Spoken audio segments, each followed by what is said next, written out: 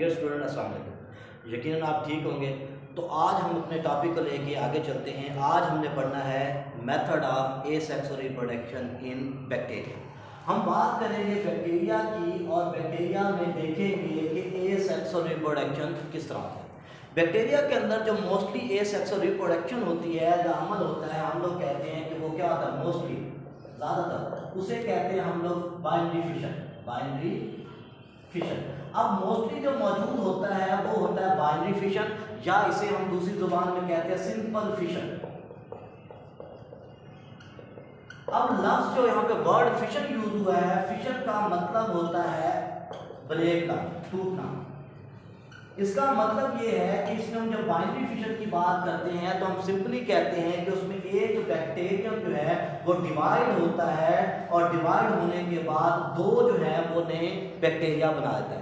इसका मतलब ये है कि ये एक पेरेंट बैक्टीरिया है, पेरेंट सेल है, और इस सेल ने डिवाइड किया। डिवाइड करने के बाद इसने क्या किया, दो जो है वो न्यू डॉटर सेल बना दिए।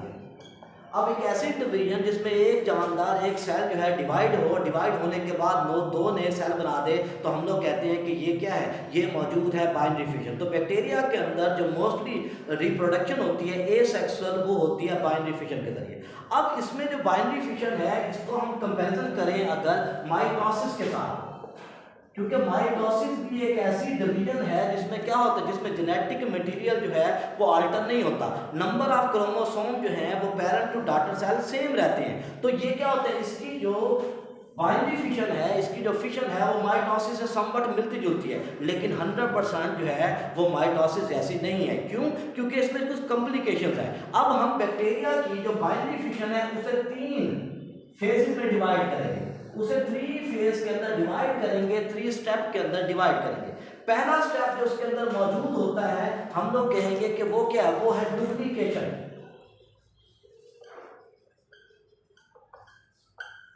Of bacterial DNA. पहला स्टेप जो मौजूद है वो ये होता है कि जो बैक्टीरियल डीएनए है उसकी डुप्लीकेशन होती है, उसकी जो है दूसरी जुबान में हम कहते हैं कि उसकी क्या होती है, उसकी रेप्लिकेशन होती है। तो क्या करेगा बैक्टीरिया, बैक्टीरिया करेगा ये कि न्यूट्रिएंट को जमा करेगा।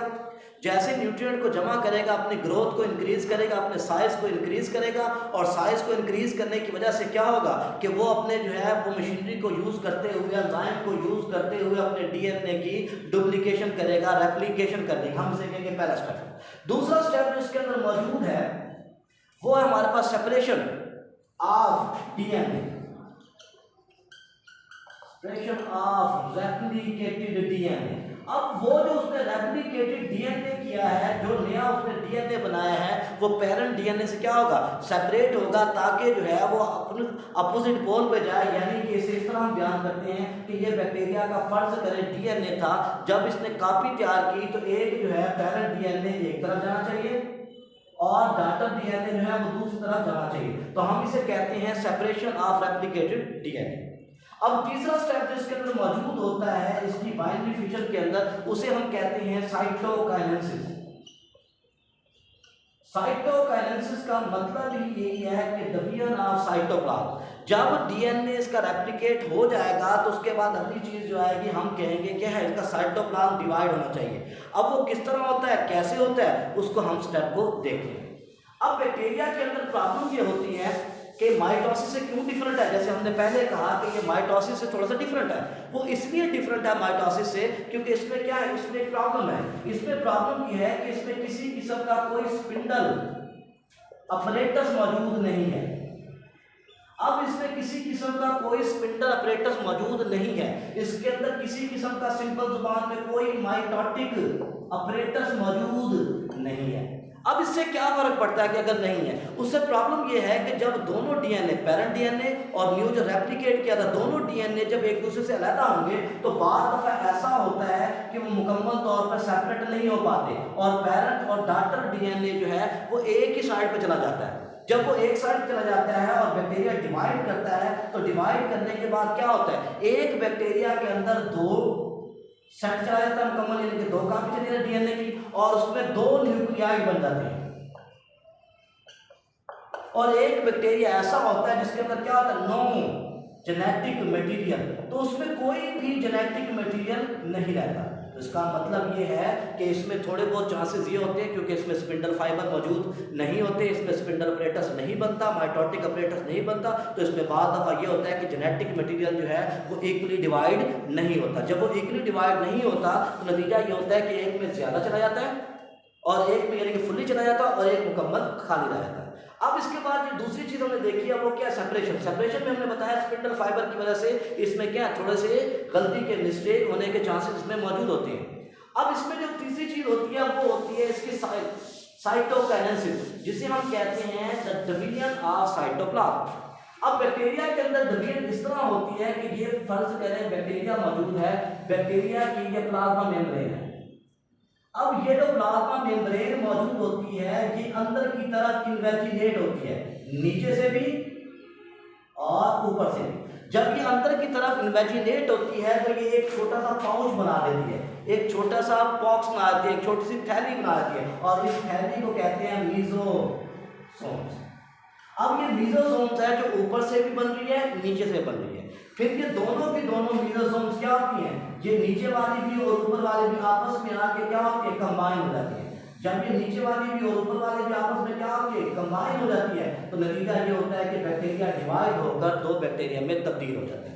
लेकिन बाद दफा ऐसा होता है कि साइटोकाइनेसिस तो हो गया, लेकिन जो बैक्टीरिया थे वो एक दूसरे से अलग नहीं हुए, बल्कि वो डिप्लॉइड की शक्ल में मौजूद थे और इस तरह क्या होती है कि चेन बनती गई। क्योंकि जो हमारे पास बैक्टीरिया की मुख्तलिफ चेन आती हैं, जैसे कि डिप्लोकोकस,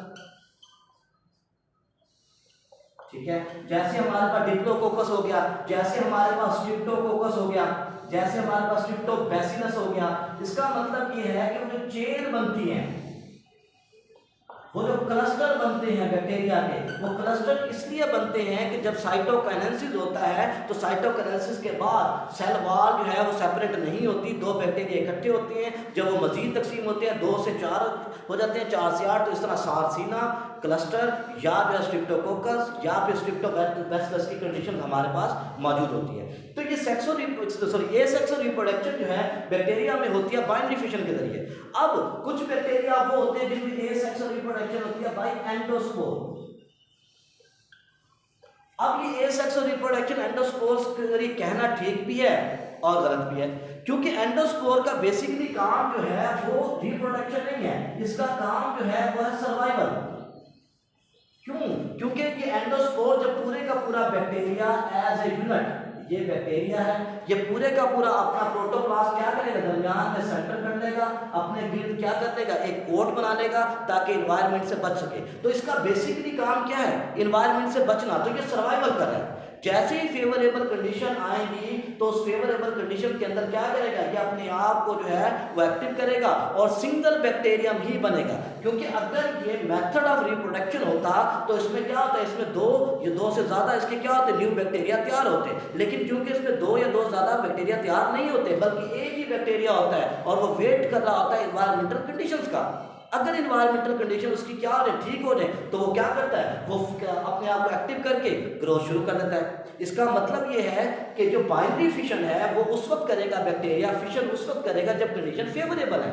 और अगर कंडीशन फेवरेबल नहीं है, उसके सर्वाइवल को मसला हो रहा है, तो वो फॉलो करेगा किसको, एंडोस्पोर फॉर्मेशन को।